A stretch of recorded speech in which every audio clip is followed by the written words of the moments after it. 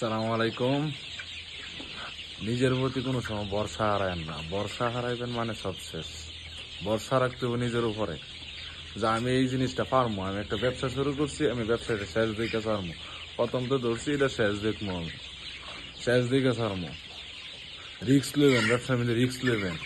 Risk ছাড়া কিছু হইতো না।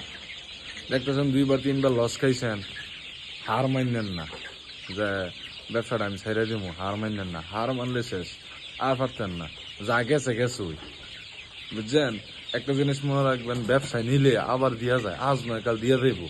আর নয়তো কেউ ব্যবসা করতে লইলে না। বুঝছেন না? আর নয়তো কেউ ব্যবসা করতে লইলে না।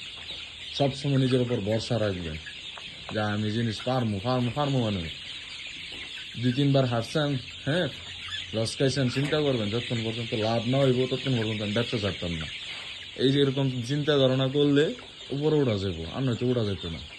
নিজের উপর ভরসা রাখবেন যে আমার দ্বারা আমি এটা পারমু, আজ নয় কাল এটা আমি পারমু। এই চিন্তা ভাবনা করতে হলে যে আমরা পজিশনে যাইতে পারবো, হয়তো যাওয়া অসম্ভব।